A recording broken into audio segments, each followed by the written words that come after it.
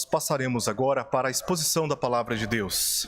E para esse fim eu peço, por gentileza, abram as suas Bíblias no livro dos Salmos. Salmo de número 103. Leremos o verso 6 até o verso 18. Salmo de número 103, do verso 6 ao verso 18. Na minha última mensagem, eu fiz uma exposição do verso 1 ao verso 5. Hoje, a exposição será na segunda parte desse salmo, verso 6 ao verso 18, e na próxima oportunidade estaremos expondo a última parte, verso 19 ao verso 22. Cada uma dessas partes revela como Deus ele é misericordioso e a sua dignidade de ser bendito, de ser louvado. Na primeira parte, Davi se focou basicamente em questões pessoais. Na segunda parte, agora, ele reflete a nação como um todo. E na última parte, ele então expõe a dignidade de Deus em todo o universo criado, por meio do qual ele deve ser também adorado. Então, nós leremos a passagem agora, Salmo de número 103, verso 6 ao verso 18, que diz o seguinte: O Senhor faz justiça e julga a todos os oprimidos. Manifestou os seus caminhos a Moisés e os seus feitos aos filhos de Israel. O Senhor é misericordioso e compassivo, longânimo e assaz benigno. Não repreende perpetuamente, nem conserva para sempre a sua ira. Não nos trata segundo os nossos pecados, nem nos retribui consoante as nossas iniquidades. Pois quanto o céu se alteia acima da terra, assim é grande a sua misericórdia para com os que o temem. Quanto dista o oriente do ocidente, assim afasta de nós as nossas transgressões. Como um pai se compadece de seus filhos, assim o Senhor se compadece dos que o temem. Pois Ele conhece a nossa estrutura e sabe que somos pó. Quanto ao homem, os seus dias são como a relva, como a flor do campo, assim ele floresce. Pois soprando nela o vento desaparece, e não conhecerá daí em diante o seu lugar. Mas a misericórdia do Senhor é de eternidade a eternidade sobre os que o temem, e a sua justiça sobre os filhos dos filhos, para com os que guardam a sua aliança e para com os que se lembram dos seus preceitos e os cumprem. Vamos orar mais uma vez, pedir que Deus, nesse momento, possa nos dar a iluminação, a fim de compreendermos adequadamente o que diz essa porção da sua palavra. Oremos. Senhor, nós te pedimos neste momento, ó Pai, que pelo Teu Santo Espírito recebamos a compreensão adequada a respeito daquilo que está escrito. E isso não é possível sem a ação soberana e sobrenatural do Teu Espírito entre nós. Fala conosco, conforte o nosso coração, encoraje, ó Pai, a nossa fé e dá-nos forças para resistirmos às tentações, olhando firmemente para o dia que se aproxima, quando estaremos contigo no nosso estado pleno e poderemos participar, comungar da presença do Senhor para todos sempre. Ajuda-nos, ó Deus, nesse momento, nós oramos por isso em nome de Jesus. Amém. Meus queridos irmãos, amigos, todas as nações do mundo neste momento vivem uma grande aflição, vivem um momento de muita angústia. Muitos estão fazendo de tudo para evitar a contaminação de um vírus, um novo vírus, que já tem ceifado milhares de pessoas. Temos percebido, pelos órgãos da imprensa, o aumento de números de enfermos nos hospitais. Há uma previsão de uma grave recessão econômica em todo o país. um forte endividamento de empresas, desempregos em massa, sem contar os problemas de ordem familiar e de ordem emocional, porque as famílias estão já há bastante tempo confinadas em seus lares. Todo este cenário demonstra o quanto todos nós somos frágeis e carentes da misericórdia de Deus. Bastou um vírus que nem sequer pode ser visto a olho nu, e todos nós ficamos parados, refletindo sobre a nossa real condição. Este é o cenário perfeito para reconhecermos o quanto dependemos das misericórdias de Deus e também para refletirmos o quanto neste momento precisamos buscar as misericórdias de Deus.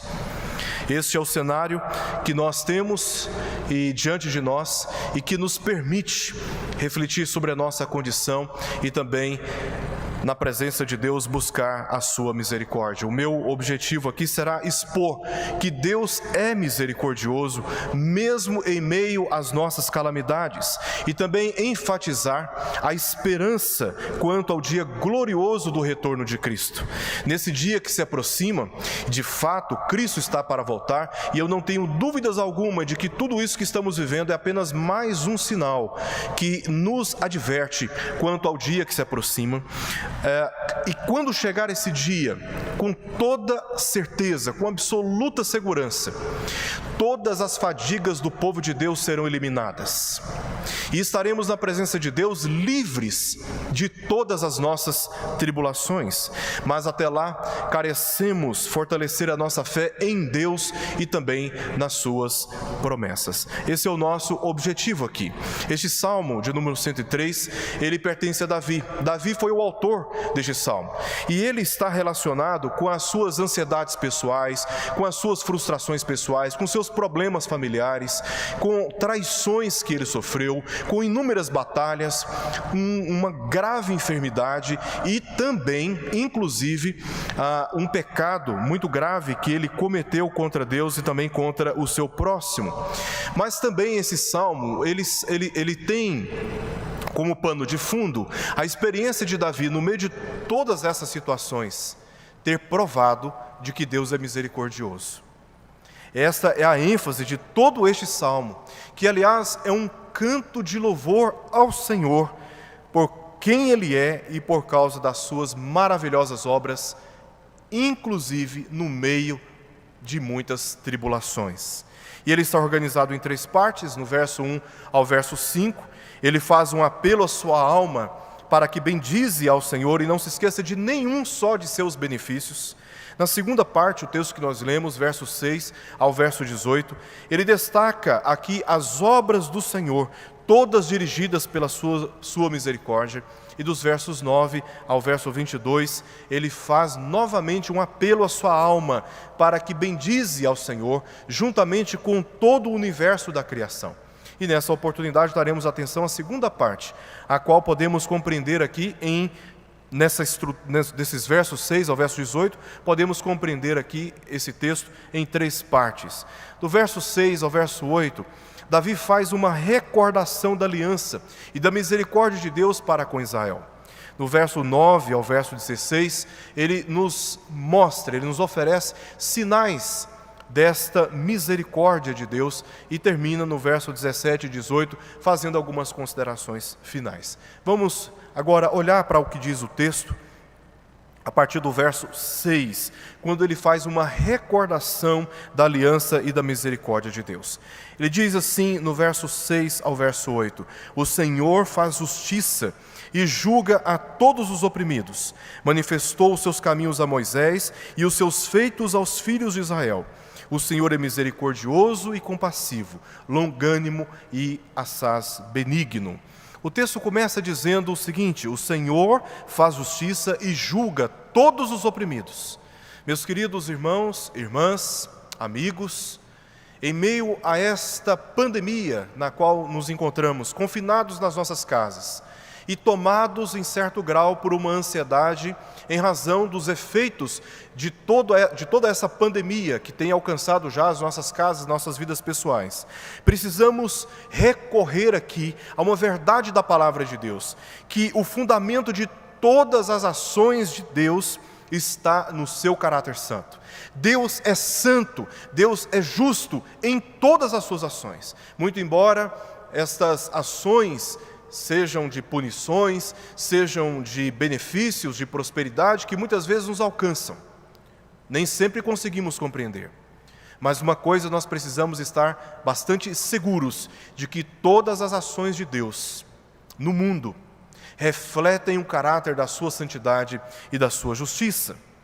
Isso é demonstrado neste verso, pois ele faz justiça, como diz o texto, ou seja, legisla com perfeição, e julga, ou seja, ele executa com perfeita retidão moral.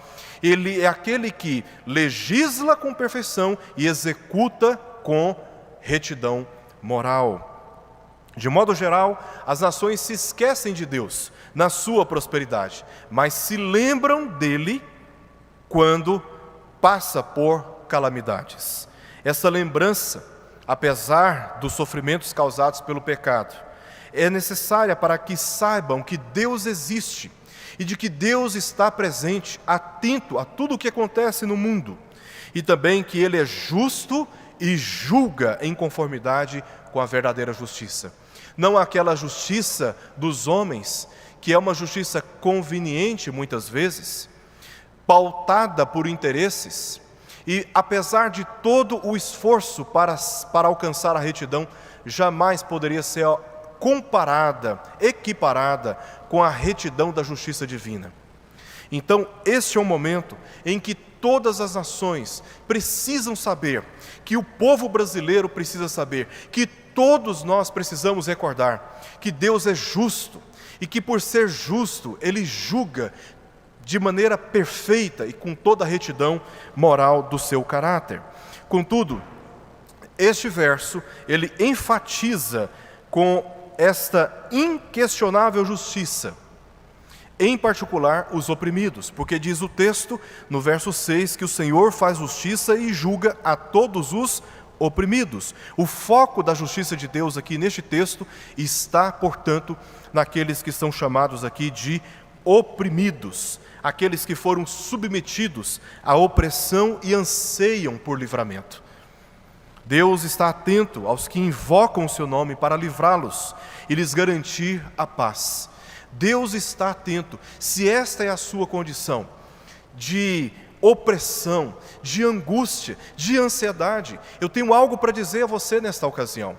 Eu tenho algo para dizer com você com toda a confiança, baseado no que está escrito na palavra de Deus. Ele está atento à sua aflição. Ele não se esqueceu de você. Ele te ama e as suas misericórdias estão à disposição da sua vida, se você o invocar. Porque Ele faz justiça e julga a todos os oprimidos. E nós temos um exemplo de como Deus age assim na história. Agora, olha o que diz o verso 7. Davi nos fornece aqui no verso 7 um exemplo de como Deus, Ele faz justiça e julga a todos os oprimidos. O verso 7 diz: manifestou os seus caminhos a Moisés e os seus feitos aos filhos de Israel. Isso nos faz voltar na história, lá no livro de Gênesis. No final do livro de Gênesis, o livro de Gênesis ele termina narrando a morte de José, governador no Egito. Está registrado nos versos 22 ao verso 26 do capítulo 50, quando o último dos patriarcas, Jacó, já estava morto. Isso está descrito no capítulo anterior, capítulo 49, verso 33. Então, este é o contexto do livro de Êxodo. No livro do Êxodo, já na sua abertura, o que tem de pano de fundo ali? O último dos patriarcas estava morto. E José, governador no Egito, também já estava morto. Então, por todo um período, Israel ficou sem uma referência de liderança temente a Deus. submetido a intensos trabalhos escravos e sob a opressão dos egípcios. No capítulo 2, por exemplo, do livro de Êxodo, verso 23, nós lemos: os filhos de Israel gemiam sob a servidão e por causa dela clamaram. E o seu clamor subiu a Deus. Então Deus, por causa da sua aliança, levantou Moisés e através dele libertou o seu povo do Egito, rumo a uma terra onde poderia viver com liberdade e com paz. E para esse fim, o que Deus fez a favor dos oprimidos? Ele puniu os egípcios. Ele livrou o seu povo das pragas, especialmente na morte dos primogênitos, por causa do sangue do Cordeiro Pascal.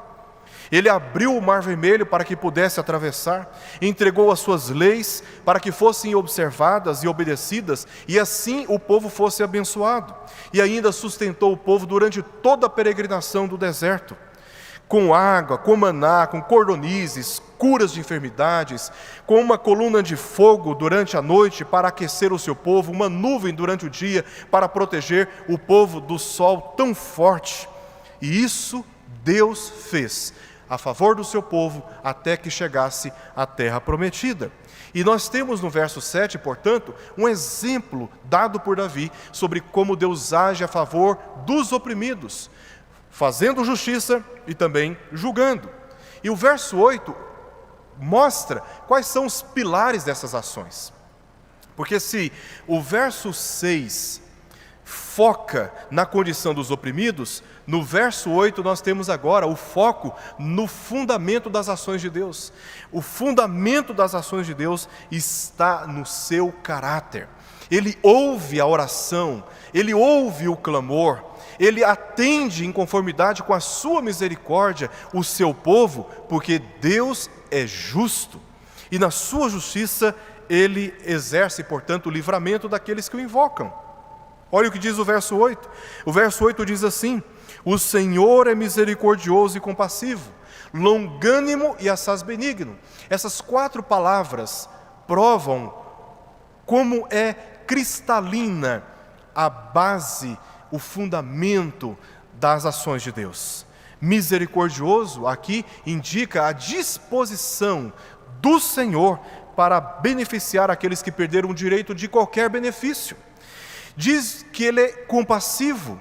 Essa é uma palavra sinônima da palavra graça no Antigo Testamento, e diz respeito aqui à sua disposição para beneficiar aqueles que não têm o que oferecer.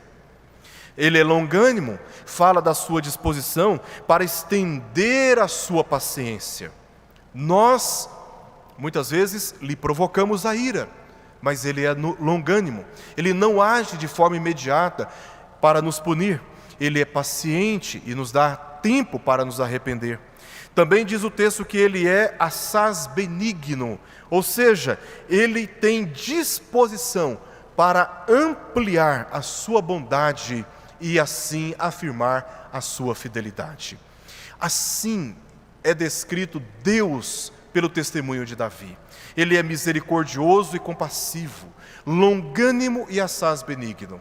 E eu fico olhando para esse texto, meditando em toda essa história, e me pergunto, como não amar um Deus como o Senhor, que em meio às nossas tribulações, sofrendo as consequências dos nossos muitos pecados, na nossa arrogância, ao viver a vida como se Ele não existisse, e ainda assim Deus ser misericordioso e compassivo, longânimo e assaz benigno, dispondo do seu caráter, dispondo da sua natureza, benefícios àqueles que invocam o seu nome. Deus, de fato, é digno de ser louvado, mesmo em meio às muitas tribulações, não importa quais sejam elas. Apesar de muitas delas serem experimentadas em profunda dor, Deus é digno de ser adorado, porque o seu caráter é santo, o seu coração é puro e todas as suas ações são justas. Escrituras.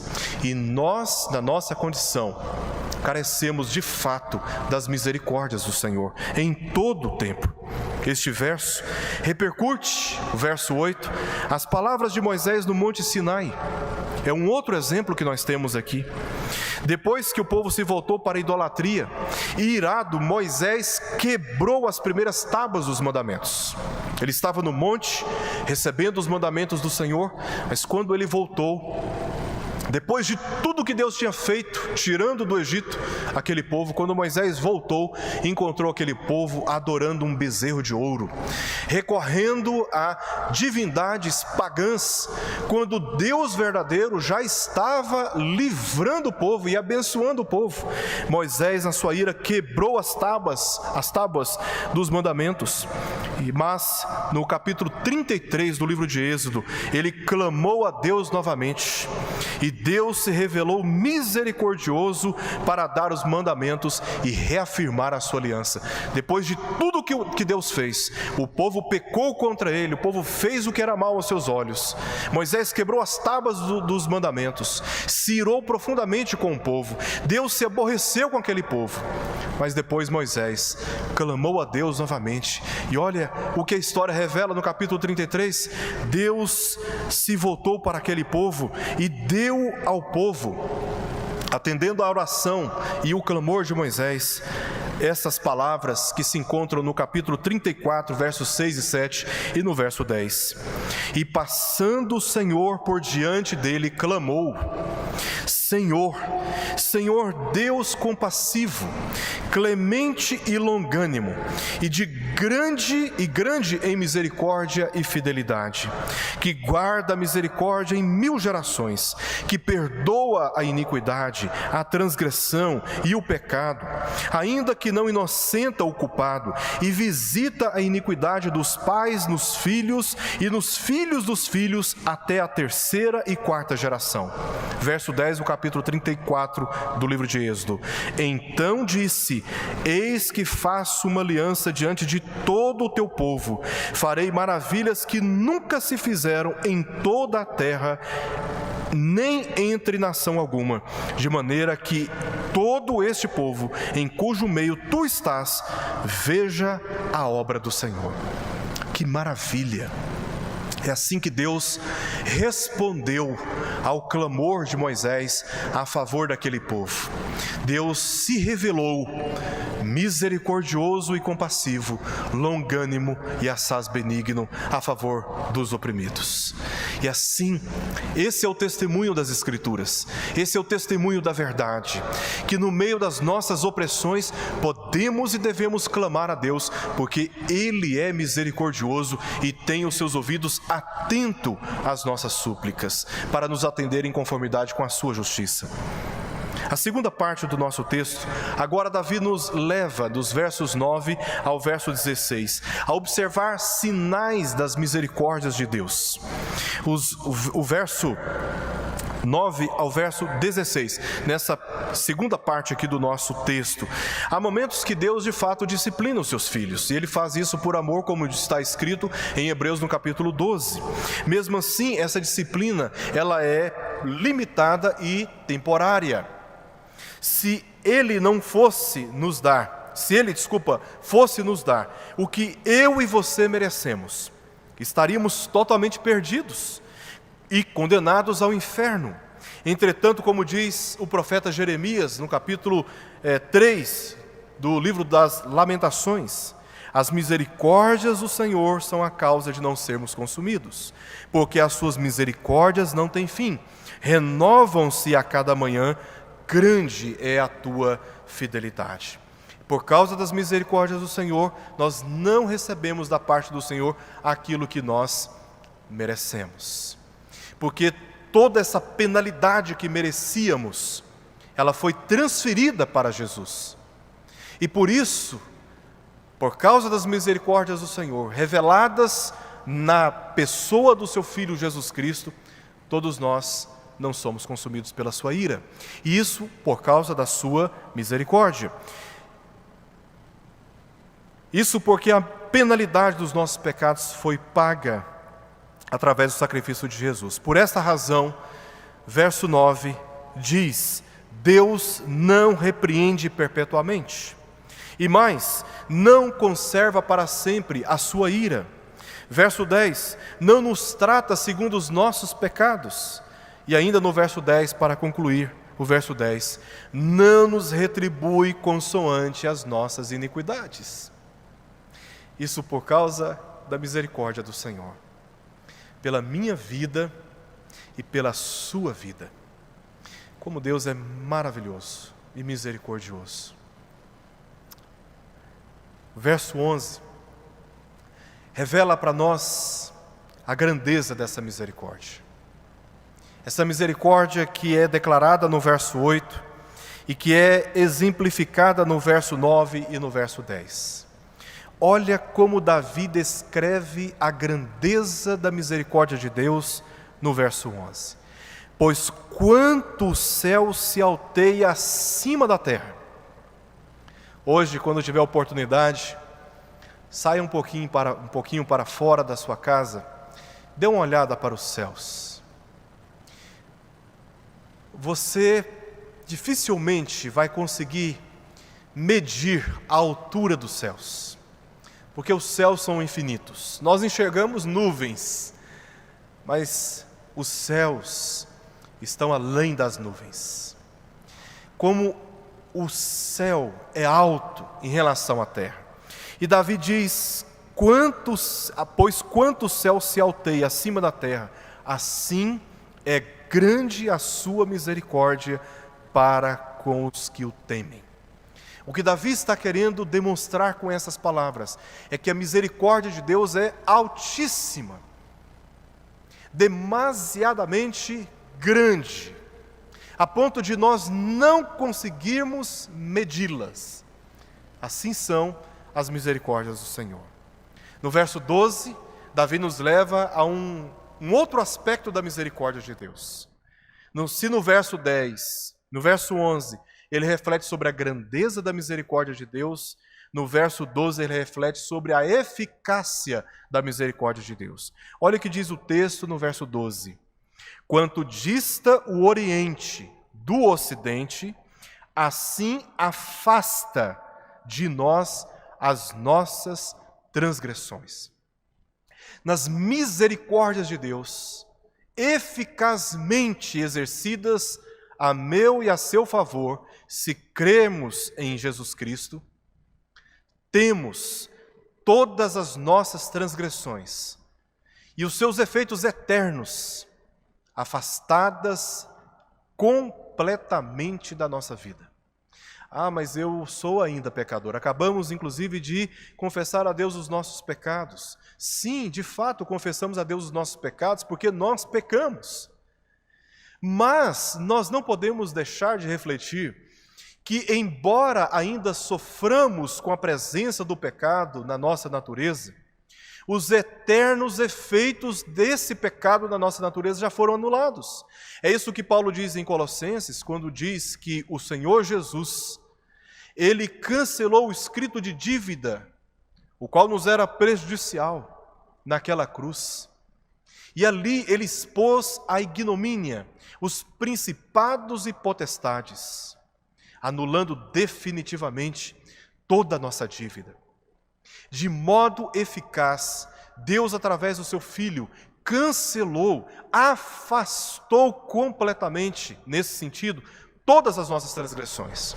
Embora ainda sofrendo por causa da presença do pecado, temos o conforto e o consolo nas palavras do apóstolo Paulo, quando diz que nada, absolutamente nada, nem ninguém pode nos separar do amor de Deus que está em Cristo Jesus, porque eficazmente Ele nos perdoou os pecados, eficazmente Ele nos justificou da nossa culpa, e agora estamos na presença do Senhor, justificados, remidos.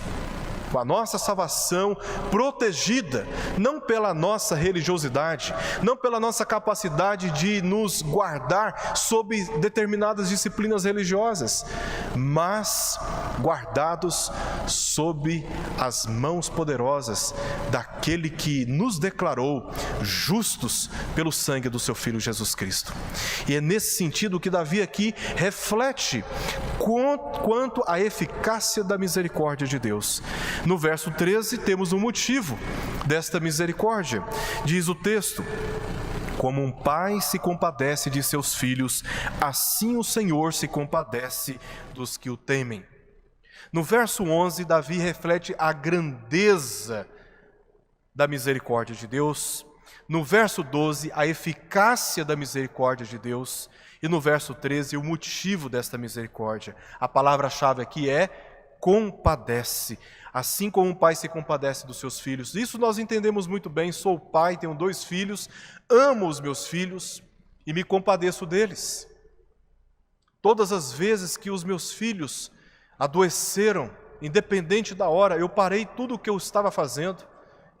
E, infelizmente, na maioria das vezes que os meus filhos adoeceram e precisaram ser levados para o hospital, foram nas noites. Mas você interrompe o seu sono, o seu descanso. Você agarra os seus filhos pelos braços e o leva para o hospital. E isso não é pesado. Isso é prazeroso para qualquer pai. Cuidar dos seus filhos. Por quê? Porque pais, eles amam, em geral, eles amam os seus filhos. E porque eles amam os seus filhos, eles cuidam dos seus filhos. E Davi aqui está refletindo sobre isso. Sobre como Deus, como nosso Pai, nos ama e se compadece de nós. Ele tem empatia conosco no nosso sofrimento. E por isso, eu queria que você pensasse por um instante sobre esta compaixão que Deus dispõe a seu favor. Ele se compadece de você, Ele se compadece de mim, e Ele há de se compadecer de toda a nação brasileira, se a nação brasileira nesse momento recorrer às suas misericórdias, porque Ele é rico em misericórdias, e está pronto para atender o clamor do seu povo. Assim como o pai se compadece dos seus filhos, diz Davi, assim o Senhor se compadece dos que o temem. E ele termina essa parte fazendo algumas considerações aqui a respeito da misericórdia de Deus. Deus está sempre ciente que muitas vezes nos esquecemos, daquilo que muitas vezes nos esquecemos, que somos tão frágeis como a poeira é diante do vento. Verso 14, ele demonstra para nós a fragilidade e a vulnerabilidade da vida humana, com estas palavras no verso 14. Porque Ele conhece a nossa estrutura e sabe que somos pó. Essa é a nossa condição. A nossa estrutura é bastante frágil e também vulnerável. E aqui é uma referência a Gênesis, capítulo 3, verso 19. Nós fomos feitos do pó. Nós somos pó. A nossa estrutura é pó. Nós somos frágeis.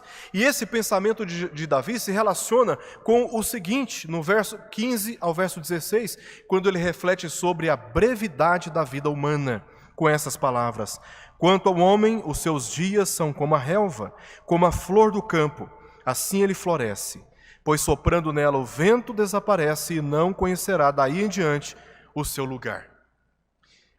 Davi está mostrando como nós somos frágeis, como nós estamos vulneráveis nessa vida. Por um instante, quando todas as coisas estão indo muito bem, normalmente nós nos esquecemos que Deus existe, nos esquecemos dos seus preceitos, nos esquecemos das nossas responsabilidades morais dentro de casa, fora de casa, nos nossos negócios, com as nossas responsabilidades profissionais, acadêmicas. E achamos que a vida se resume apenas em festas, em carnavais, em bebedices, em glutonarias, em violências, em roubos, em assassinatos. As pessoas se esquecem de Deus e dos seus preceitos. Mas basta um vírus como esse, que nós estamos enfrentando neste momento, para percebermos que de fato a nossa estrutura é semelhante ao pó. Somos como um castelo de areia, que vindo a tempestade logo se desfaz. Assim como é dito no verso 15, sobre a relva e a flor, que soprando nela o vento, logo se desaparece, e não mais conhecerá daí em diante o seu lugar. Coloque um pouco de pó na sua mão e sopre para você ver como essa estrutura é frágil e vulnerável. Os versos, portanto, 14 a 16, refletem sobre essa estrutura que nós temos e somos. E assim, então, Davi termina essa parte fazendo algumas considerações finais, versos 17 no verso 18. Nesses últimos versos, encontramos aqui o contraste da duração da misericórdia de Deus para com a realidade humana, descrita nos versos anteriores. Deus, ele é misericordioso, compassivo, longânimo e assaz benigno. Por que Deus age assim a favor de nós? Porque Ele sabe daquilo que muitas vezes nos esquecemos, que a nossa estrutura é semelhante a um pó e vulnerável como este pó é diante do vento. Agora, Davi reflete nos versos 17 e 18 sobre a imutabilidade e misericórdia ilimitada de Deus no verso 17, parte A. Mas a misericórdia do Senhor é de eternidade a eternidade. Veja como ele começa o verso 17, criando um contraste com essa conjunção. Mas, o homem é assim, mas Deus não é assim. As suas misericórdias são de eternidade a eternidade. E quem pode se beneficiar dessas misericórdias que são imutáveis porque são eternas e são ilimitadas também porque são eternas? Quem pode se beneficiar dessa misericórdia? Você quer se beneficiar dessa misericórdia? Você quer ser alcançado por essa misericórdia? Você quer ser confortado, livrado? Você quer ser abençoado por essa misericórdia? Quem pode ser abençoado por essa misericórdia? É claro no verso 17, parte B, que a misericórdia do Senhor é de eternidade a eternidade sobre os que o temem. Sobre os que o temem. E a sua justiça sobre os filhos dos filhos, ou seja, a sua descendência. Talvez você possa dizer, quer dizer que se eu temer o Senhor, os meus filhos também haverão de temer o Senhor? Se eu for salvo da ira vindoura, os meus filhos automaticamente também serão? Não. O texto não está dizendo isso. O texto está dizendo que a misericórdia do Senhor é de eternidade a eternidade sobre os que o temem. E nesse sentido, os seus filhos também estão debaixo dessa promessa. Mas o texto é muito claro ao dizer no verso 8, para com os que guardam a sua aliança. E mais, para os que se lembram dos seus preceitos e os cumprem. Porque as misericórdias do Senhor são sobre aqueles que o temem.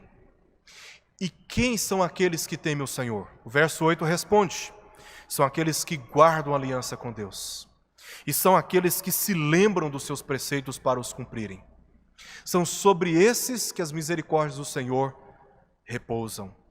E é nesse sentido que eu, você e os nossos filhos, se temermos a Deus no nível de guardarmos a aliança e nos lembrarmos dos preceitos do Senhor, mesmo em dia de calamidades, o Senhor haverá de fazer repousar sobre todos nós as suas ricas misericórdias. E seremos livres de toda e qualquer opressão. Eu creio nisso. Você deve crer nisso, com base em quem Deus é e nas promessas da sua palavra. Quero concluir trazendo aqui 3 conselhos para todos nós. Em primeiro lugar, esse texto ele nos ensina que Deus é misericordioso, apesar dos nossos sofrimentos e ansiedades. Deus é misericordioso. Esse é o testemunho das Escrituras. O que a nossa nação está enfrentando é uma crise de proporções muito grandes. As preocupações são sérias e não podemos subestimar o momento. Alguns, de acordo com a sua consciência doutrinária, tem ido às redes sociais e tratando o cenário, subestimando os efeitos e a realidade que está reservada dentro desse cenário todo. Mas também não podemos ir para um outro extremo. Um extremo seria refletir sobre a realidade que estamos vivendo. O outro extremo seria agora ignorar a realidade desse sofrimento e dessa pandemia e nos esquecer que se clamarmos a Deus de todo o nosso coração, unidos como igreja, Ele pode nos levar a um nível profundo de confiança nas suas misericórdias e nos livrar de todos os nossos temores, assim como Ele fez com Israel, quando estava oprimido sob o jugo dos egípcios.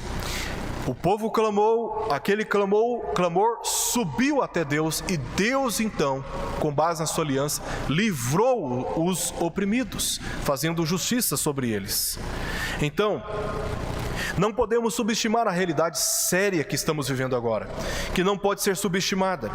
Mas, por outro lado, não podemos também nos esquecer que Deus existe e que Ele é misericordioso e faz justiça e julga todos os oprimidos. Portanto, se como igreja nos unirmos neste momento e clamarmos a Deus, o nosso clamor subirá à sua presença. E Ele haverá de fazer aquilo que a Escritura diz: fará justiça e julgará todos os oprimidos. Nós cremos nisso. Não permita, portanto, ser aprisionado, meu querido irmão e irmã, a uma desesperança, porque Deus é misericordioso e compassivo, longânimo e assaz benigno, é o que nós lemos no verso 8. Não se permita viver como se tudo estivesse terminado e que não há mais nenhuma solução diante de nós, porque Deus está atento ao meu e ao seu clamor, e Ele é rico em misericórdia para nos abençoar. Em segundo lugar, tome todos os cuidados possíveis. Na confiança em Deus, redobre os cuidados com a sua saúde e também com os seus pais, os seus avós e qualquer enfermo que se encontra na família. Porque a confiança em Deus não anula a nossa responsabilidade de observar ao meu o que dizem as nossas autoridades e atender, pois, como disse o apóstolo Paulo em Romanos capítulo 13, verso 4, tome todos os cuidados possíveis, são ministros de Deus para o nosso bem. Na confiança em Deus, redobre os cuidados de confiarmos em Deus e também de sermos cheios de esperança no livramento que Ele haverá de nos conceder, que se encontra na família. Não anula, porque a confiança em Deus nesse momento tomarmos a responsabilidade de observar ao meu que dizem as nossas autoridades e atender não só com a nossa saúde, mas também com a saúde humanos daqueles que se lugar e de também as nossas autoridades. Temos agora um cuidado muito grande em relação a nossas economias. Redobre o confiarmos em Deus e também sermos cheios de esperança no livramento e nas misericórdias de Deus que se encontra na família. Não anula, porque e uma das bênçãos que Deus nos dá nesse momento é a sabedoria de observar para ao meu que ver o mal, como diz o autor de Provérbios, não só com a nossa saúde, mas também na misericórdia de Deus sobre os divertidos, na misericórdia de Deus sobre os cuidados possíveis, na misericórdia de Deus sobre os protegidos, na misericórdia de Deus sobre os livrados, evitando mas o insensato, ignorante, e também ignora os preceitos do Senhor, ignora a sabedoria do Senhor e avança de peito aberto, como se Deus não tivesse estabelecido leis e com base nessas leis punisse os ímpios e disciplinasse o seu povo. Logo, tudo isso que estamos vivendo haverá de passar e poderemos viver com maior consciência a vida em sociedade, o amor ao próximo e com a humildade de não tratar a vida como se estivéssemos impunes das consequências do esquecimento de quem é Deus e também daquilo que está revelado na sua palavra. Em último lugar, a nossa esperança está em Cristo e na chegada do seu reino. A nossa esperança está em Cristo e na chegada do seu reino. O mundo passa e ainda passará por flagelos cada vez maiores. Não sou profeta de desgraça, Mas a Escritura é muito clara ao dizer que sofrimentos como nunca experimentados na história do mundo, desde a sua criação, haverá ainda de ser revelados. Haverá ainda de ser revelados. Mas no meio de tudo isso, a esperança da igreja está na pessoa do Senhor Jesus Cristo. Aqueles que conhecem a palavra de Deus e confiam no seu testemunho, o momento atual e o que ainda está por vir a este mundo, jamais deveriam ficar aflitos, porque a sua segurança está na misericórdia daquele que faz justiça e julga a todos os oprimidos. Em João capítulo 14, versos 1 e 3, Jesus disse aos discípulos, em um dos momentos de despedida, eles ficaram aflitos de saberem que Jesus haveria de partir. E nesse momento Jesus disse, em João capítulo 14, não se turbe o vosso coração, credes em Deus, crede também em mim. Na casa de meu Pai há muitas moradas, se assim não fora, eu vô-la teria dito, pois vou preparar-vos lugar. E quando eu for e vos preparar lugar, voltarei e vos receberei para mim mesmo, para que onde eu estou, estejais vós também. Louvado seja o nome do Senhor. Aí está a nossa esperança. Os sofrimentos que estamos passando, e podem se intensificar, no meio deles todos, não se turbe o vosso coração.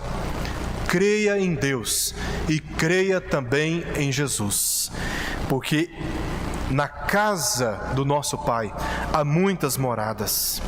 E quando Ele foi para nos preparar lugar. Mas quando Ele voltar, Ele nos receberá para Ele mesmo, para que onde Ele está nesse momento, nós também estejamos. Em Amós 4,12 nós lemos: prepara-te, ó Israel, prepara-te, ó igreja, prepara-te, ó povo, prepara-te para te encontrares com o teu Deus. Você está preparado para se encontrar com o Senhor hoje? Você está preparado para esse encontro hoje?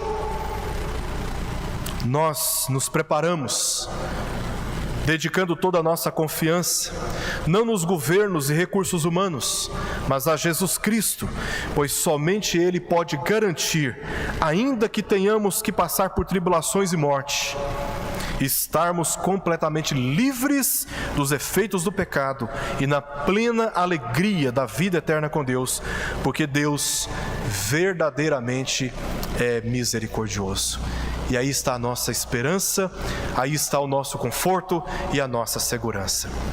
Bendize, ó minha alma, ao Senhor, porque Deus é misericordioso. Que seja este o momento de refletirmos a nossa condição e nessa reflexão recorrermos às misericórdias de Deus, pois dependemos delas. Vamos orar.